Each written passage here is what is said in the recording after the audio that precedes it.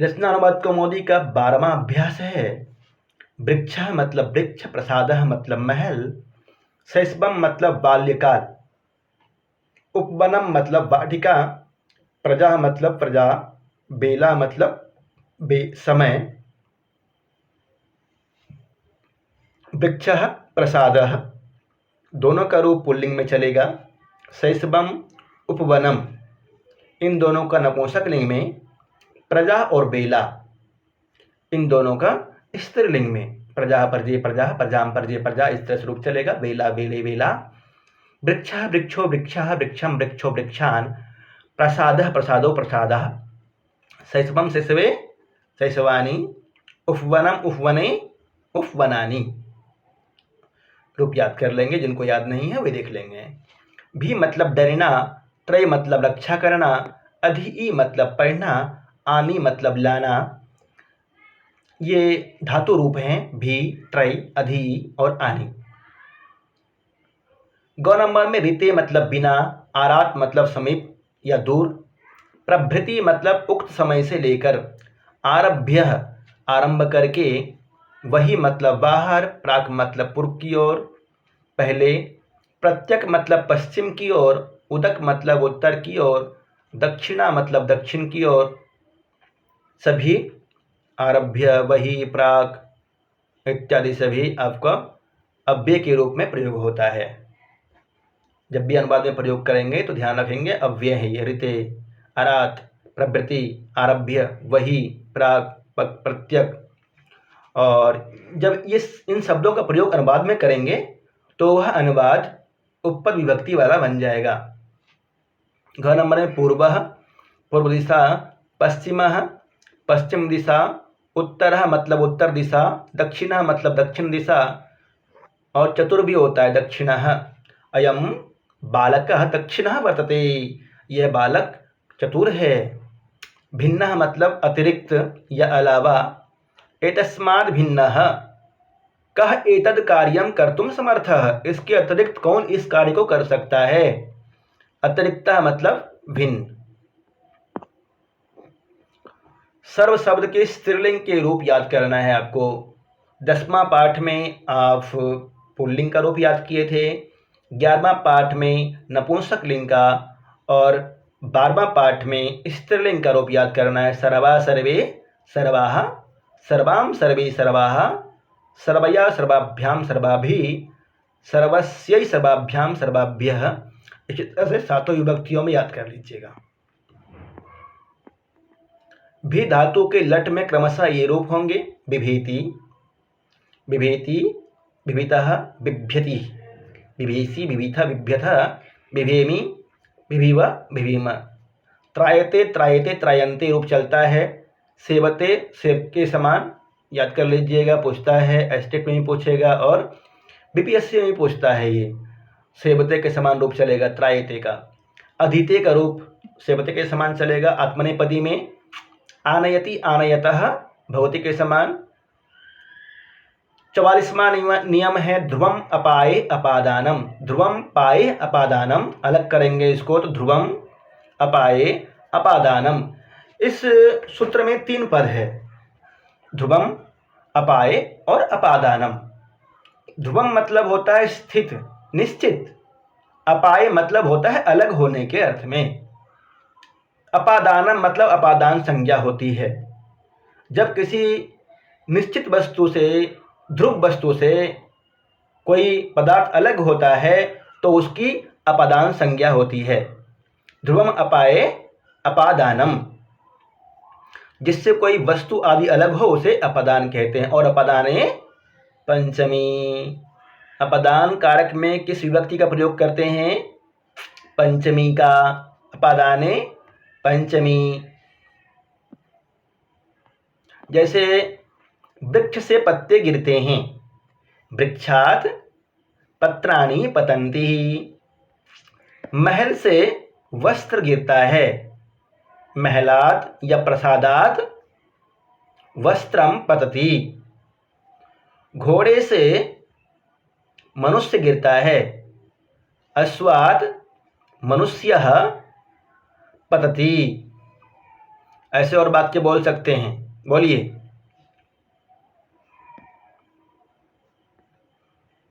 एक वाक्य बताइए पंचमी विभक्ति का प्रयोग करके। वृक्षात् फलानि पतन्ति। वृक्षात् पुष्पं पतन्ति। वृक्षात् पुष्पाणि पतन्ति। पुष्पाणि। और साथी बोलेंगे अपादाने पंचमी। अपादान में पंचमी होती है। अपादान किसकी संज्ञा होती है? अपादान ध्रुवम। अपाए। अपाए मतलब क्या होगा? जो उससे अलग हो। अलग होना, अपाए। 40वां नियम है अन्य अरात इतर तैदिक शब्द चुत्तर पददायुक्ते अन्य अरात इतर तथा अन्य अर्थ वाले और भी शब्द ऋते पूर्व आदि दिशावाची शब्द प्रवृत्ति और वही इन शब्दों के साथ पंचमी होती है। जैसे उदाहरण के रूप में है ज्ञानादृते न मोक्षः। ज्ञान के बिना मोक्ष नहीं हो सकता है। ज्ञानादृते न मोक्षः। ऋते के योग में कौन सी विभक्ति होती है? पंचमी। ऋते का अर्थ क्या होता है? विना। और सिर्फ यदि विना शब्द का प्रयोग करेंगे तो किस विभक्ति का प्रयोग करेंगे? नहीं, जब बिना शब्द का प्रयोग करते हैं तो द्वितीया और से पंचमी भी होती है। पृथक बिना नाना भी तृतीया नतरस्याम तृतीया भी होती है। द्वितीया तृतीया और पंचमी बिना शब्द के साथ में। ग्रामात् पूर्वः पश्चिमः उत्तरः दक्षिण प्राक आदि में भी पंचमी विभक्ति होती है। जैसे ग्रामात् प्राक, ग्रामात् उत्तरत्, पश्चिमः, दक्षिणः इत्यादि। शैशवात् प्रभृति, बचपन से लेकर। जैसे बोलते हैं ना, मैं तो बाल्यकाल से गुरुकुल में ही पढ़ा हूँ। शैशवात् प्रभृति अहं गुरुकुले अपठम्। वह बाल्यकाल से ही निपुण है। सह बाल्यकालाद् एव निपुणः। वह बाल्यकाल से विद्यालय में पढ़ने जाता है। बनाइए अनुवाद।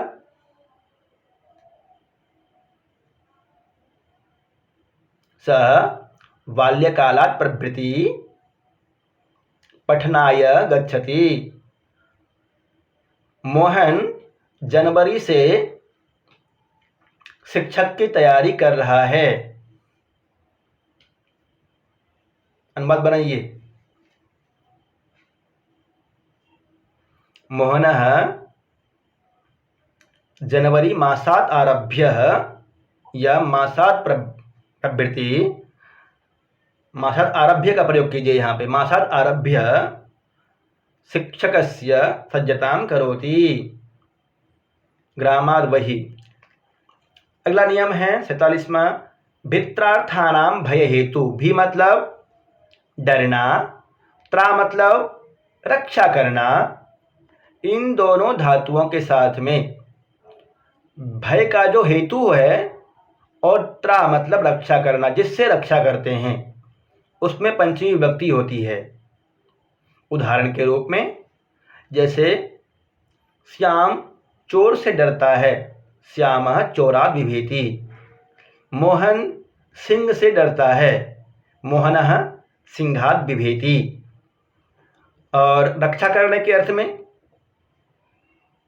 बालक की पंचमी विभक्ति, बालक की, हाँ, बालक की धूप से रक्षा की। आतपात, शैशवात्, कुक्कुरात्, सिंहात्, व्याघ्रात् इत्यादि का प्रयोग कर देना है। पटोच्चरात्।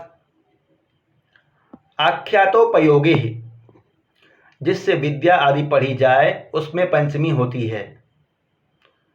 आख्यातोपयोगी, आख्यातः अर्थात जिससे नियम पूर्वक विद्या आदि पढ़ते हैं, उसमें पंचमी विभक्ति होती है। जैसे गुरुः पठति, गुरु से पढ़ता है। आचार्यात् अधीते, शिक्षकात् पठति। अभी जितने भी नियम आ रहे हैं प्रत्येक पाठ में अलग अलग है, इनको याद कीजिए। एक दिन जैसे ही ये पूरा हो जाएगा नियम, आपका 7 विभक्तियाँ हो जाएगी, तब सब याद करने के लिए दे देंगे। अभी से याद करते रहेंगे तो आसान होगा, नहीं तो एक दिन में सारा याद करना मुश्किल होगा। आगे संधि है अदें गुणः। गुण संज्ञा किसकी होती है? आ, ए और ओ की गुण संज्ञा होती है। अ ए ओ इत्येतेषां वर्णानां गुण संज्ञा भवति अदें गुण सूत्र से। संधि गुण संधि है, आद गुण सूत्र से होता है गुण संधि। अ या आ के बाद ई या ई हो तो ए हो जाएगा, उ या उ के बाद ओ हो तो उ या उ को ओ हो जाता है, अ या आ के बाद री या री हो तो अर हो जाएगा, और या आ के बाद री को अल हो जाता है। आद गुण गुण संधि करने वाला सूत्र रमा प्लस ईसह माँ, माँ अर्थात आ है अंतिम में, रमा के माँ में आ है, बाद में ई है, दोनों के स्थान पर ए हो जाएगा रमीसह। पर प्लस उपकारः परोपकारः, महा प्लस ऋषि महर्षि, तव प्लस ऋकारः तवलकारः। कल अयादि संधि आया था, बड़ा अच्छा काफी उदाहरण दिया था, याद किए हैं?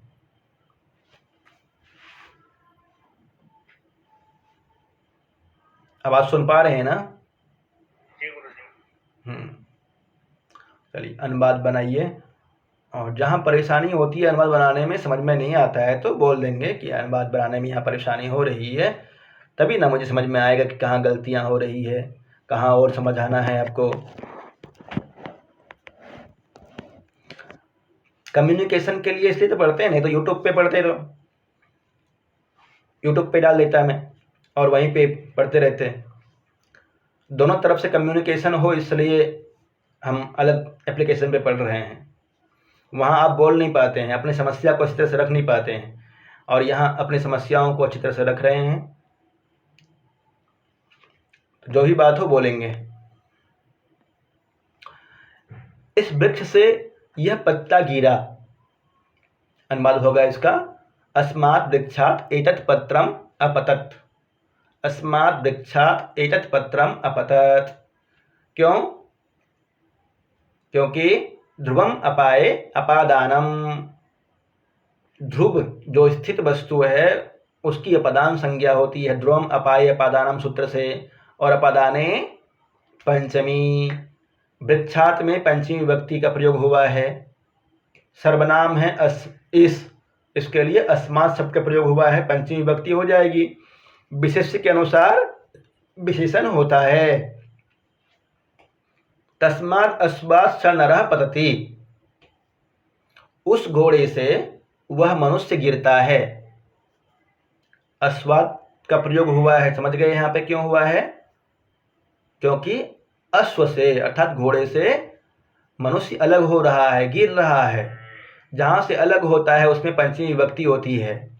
और तस्मात् इसलिए आया है क्योंकि तस्मात् सर्वनाम है, अश्वात् के साथ में प्रयोग हुआ है, विशेष्य के अनुसार सर्वनाम का प्रयोग होता है। प्रसादात् बालः अपतत्, महल से बालक गिरा, यहाँ भी पंचमी विभक्ति हुई है। तस्मात् गुरुः अधीतेः, उस गुरु से पढ़ता है। चोरात् बिभेति, किस सूत्र से हुई है यहाँ पे पंचमी विभक्ति? चोरात् बिभेति में भित्रार्थानां भय हेतु।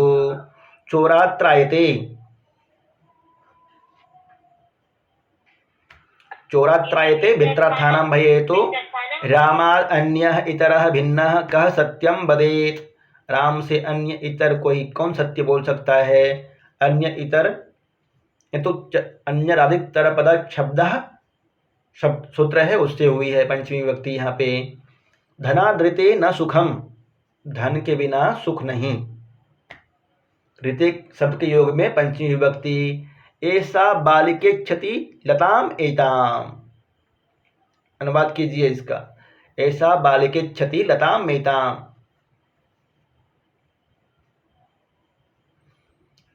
यह बालिका इस लता को चाहती है। ऐसा बालिका इच्छति लताम एताम, लताम स्त्रीलिंग है इसलिए एताम का प्रयोग हुआ है। ऐसा बालिका एताम लताम इच्छति। एताः सर्वाः विश्वाः प्रजाः धर्मं रक्षन्ति। एताः सर्वाः ये सभी प्रजाएं धर्म की रक्षा करते हैं। प्रजच्छति नृपम, अलग कीजिए संधि विच्छेद, प्रजच्छति नृपम, प्रजा जो लिखती है, प्रजा प्लस इच्छति प्रजच्छति। पश्यदानीं, पश्यदानीं, पश्यदानीं, पश्यदानीं किस सूत्र से संधि हुई है यहाँ पे?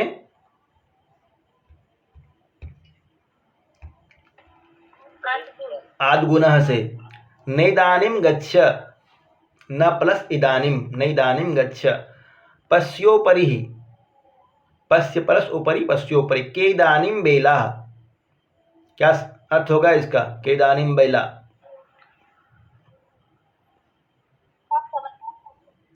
इस समय क्या समय, क्या समय है? इदानीं अब क्या समय है?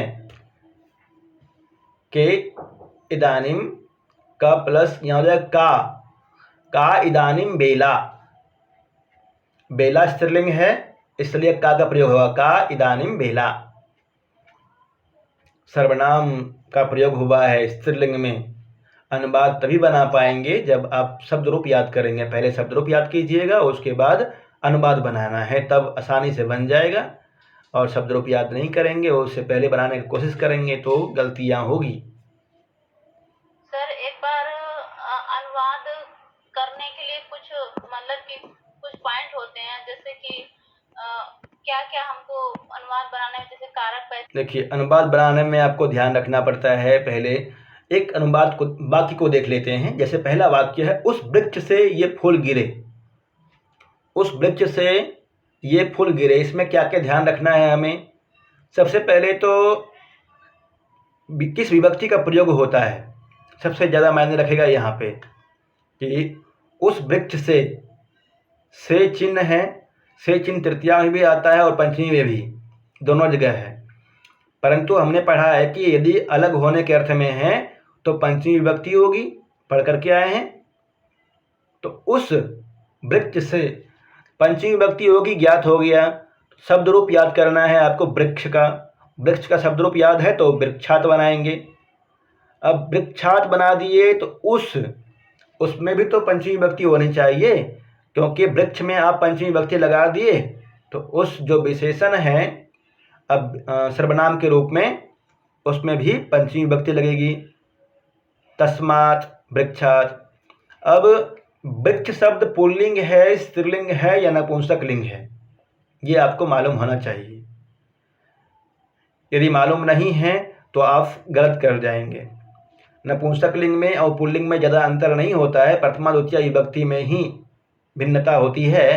परंतु अन्य लिंग होगा तो आप गलत कर बैठेंगे, स्त्रीलिंग या पुल्लिंग होगा तो। जैसे वृक्ष है, आपको यहाँ पे तस्मात् करना है। यदि लता होता यहाँ पे तो लता के लिए स्त्रीलिंग में क्या बनेगा? तस्याः, तस्या हो जाएगा, तस्याः, लतायाः।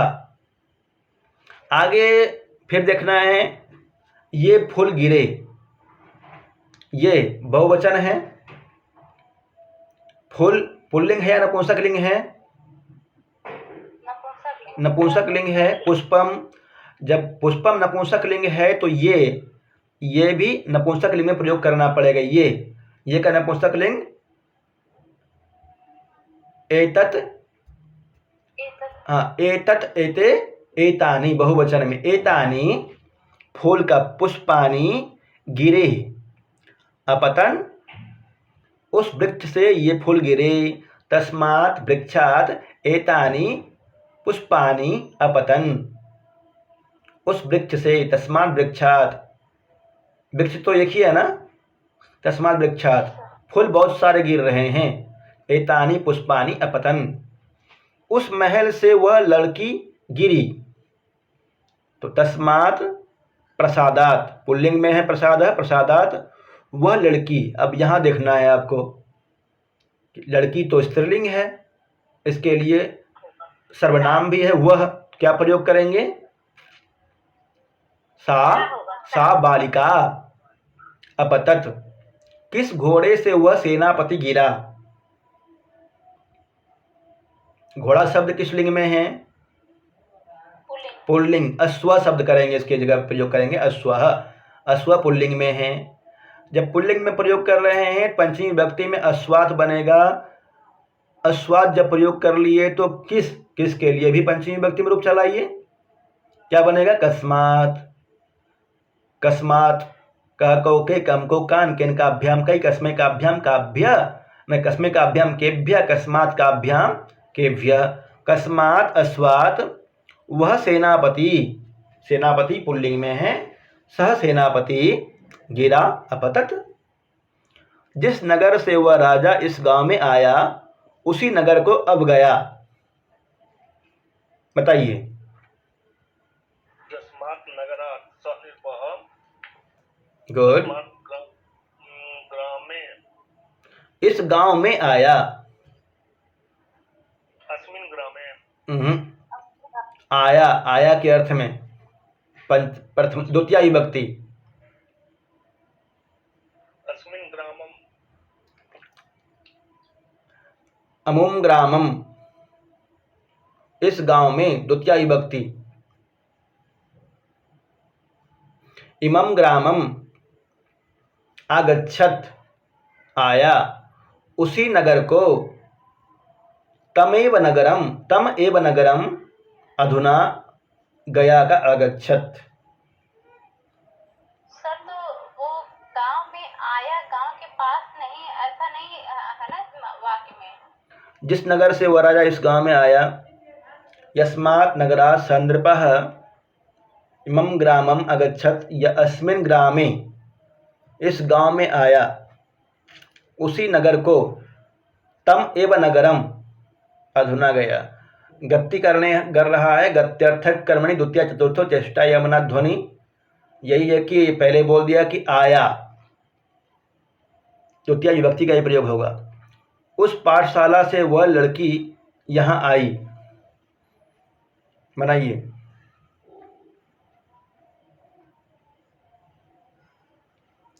तस्याः, पाठशाला का पंचमी विभक्ति में रूप क्या बनेगा? पाठशालायाः। पाठशालायाः वह लड़की, सा बालिका यहाँ आई, अत्र अगच्छत, तस्याः पाठशालायाः सा बालिका अत्र आगच्छत। उस गुरु से वह शिष्य पढ़ता है। बनाइए, सरल है ये।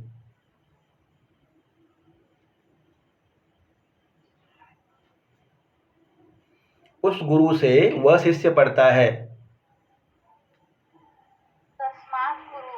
तस्मात् गुरु होगा। हाँ, तस्मात् गुरो हो, वह शिष्य पढ़ता है। सह शिष्यः पठति। अधीते, अधीते भी प्रयोग कर सकते हैं। उसने गुरु से पढ़ा।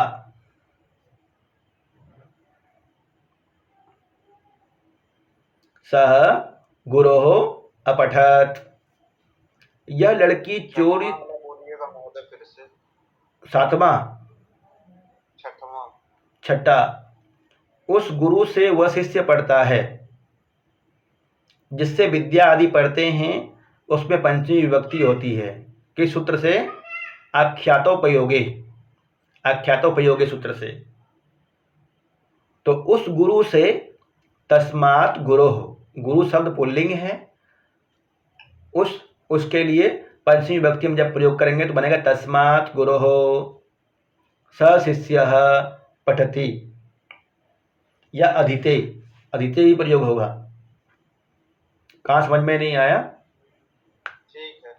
ठीक है। यह लड़की चोर से डरती है। लड़की पुल्लिंग नहीं है, स्त्रीलिंग है। ऐसा, ऐसा प्रयोग कीजिए स्त्रीलिंग के लिए। ऐसा बालिका किससे डरती है? चोर से। डरने के अर्थ में भित्रार्थानाम भय हेतु सूत्र से कौन सी विभक्ति होती है? पंचमी, ऐसा बालिका चोरात बिभेति, वह ब्राह्मण इस कन्या को उस राक्षस से बचाता है।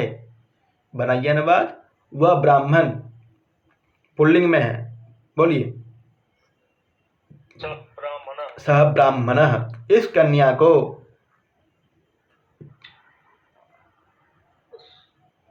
एताम कन्याम, इस कन्या को, एताम कन्याम या इमाम कन्याम, किससे बचाता है? उस राक्षस से, जिससे बचाता है उसमें पंचमी विभक्ति, तस्मात् राक्षसात् त्रायते। स ब्राह्मणः इमाम कन्याम तस्मात् राक्षसात् त्रायते। प्रजा से राजा के लिए धन लाओ। बताइए। प्रजा से राजा के लिए धन लाओ।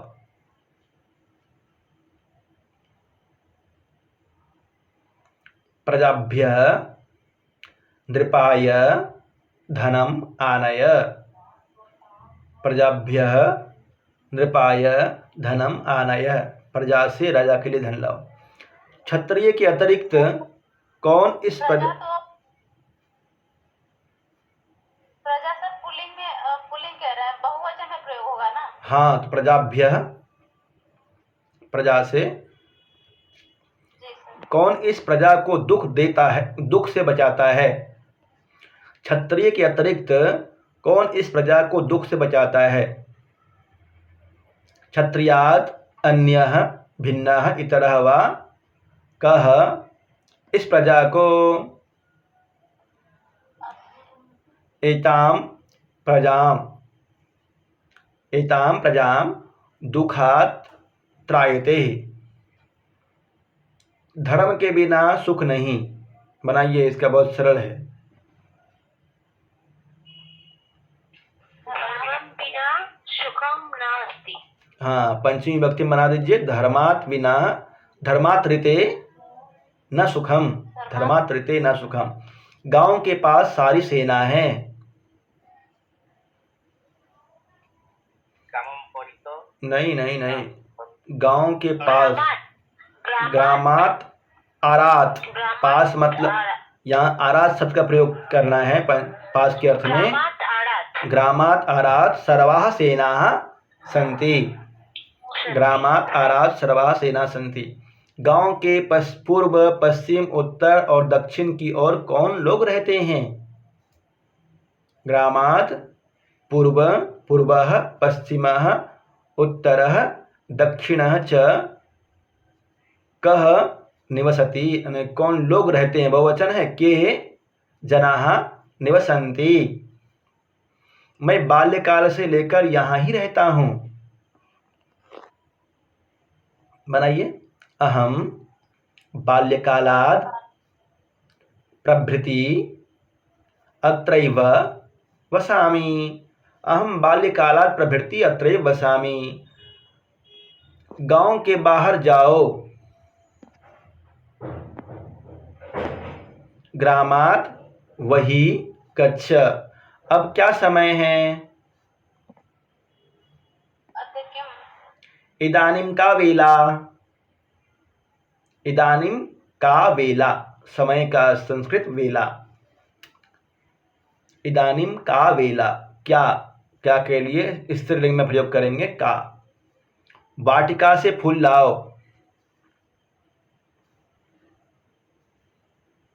बनाइए।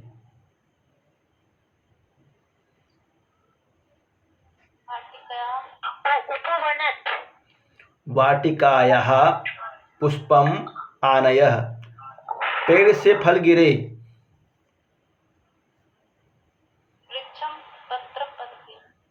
पेड़ से फल गिरे। वृक्षात् फलानि अपतन। वृक्षात् फलानि अपतन। उस गुरु से विद्या पढ़ो।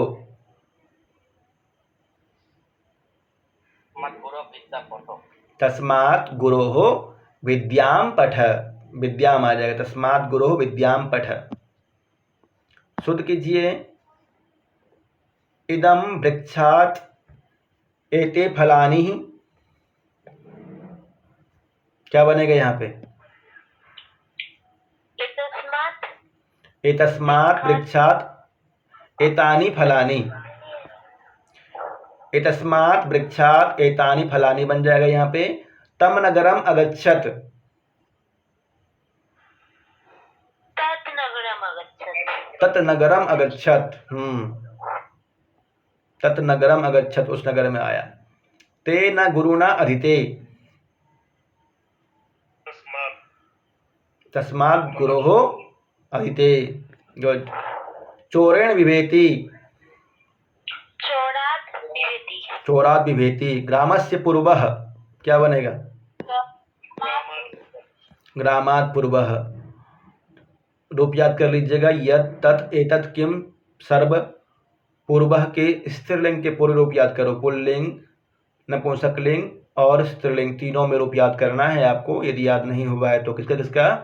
एतत्, तत्, किम, सर्व, पूर्व और यत् का। बिभेति, त्रायते, अधिते, आनयति, ऋते, अरात इत्यादि का वाक्यों में प्रयोग कर लेना है। संधि है का प्लस इदानिम, क्या बनेगा?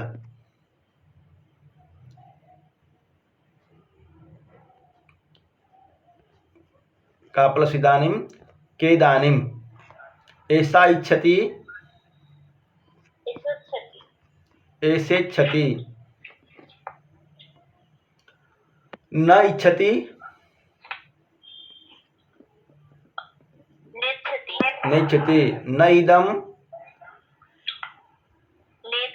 नेदम। पर प्लस उपकारः, परोपकारः। संधि का नाम महाप्लस उदय, महोदयः। वीर इंद्रः, वीरेंद्रः। गुड। महाप्लस ऋषि, महर्षि। राजा प्लस ऋषि, राजर्षि। पश्य प्लस उपरि, पश्योपरि। महा प्लस उत्सवः, महोत्सवः। ठीक है। विच्छेद करना है। नैच्छति, न प्लस इच्छति, नैच्छति। गच्छोपरि, गच्छ प्लस उपरि, गच्छोपरि। आगे है ब्रह्मर्षि,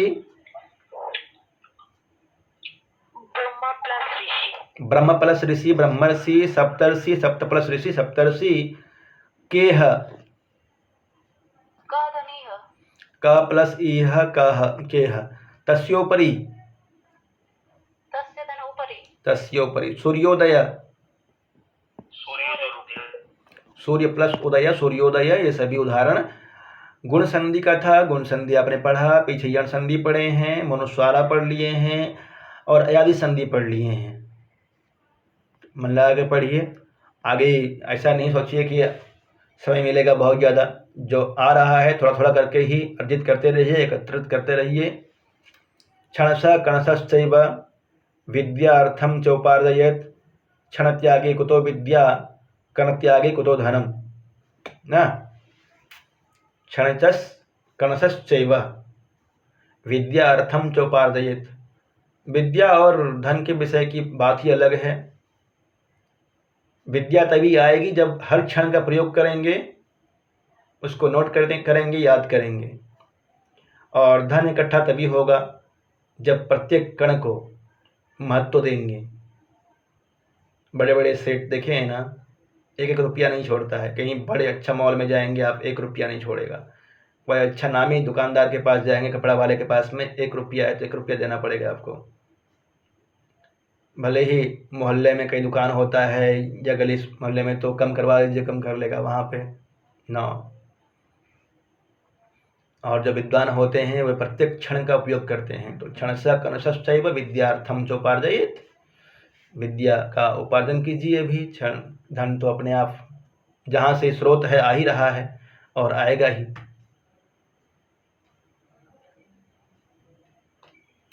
ठीक है, शुभ रात्रि। अनुवाद बना लीजिएगा। ठीक है महोदय, नमो नमः। नमः। प्रणाम सर। प्रणाम। प्रणाम गुरुजी।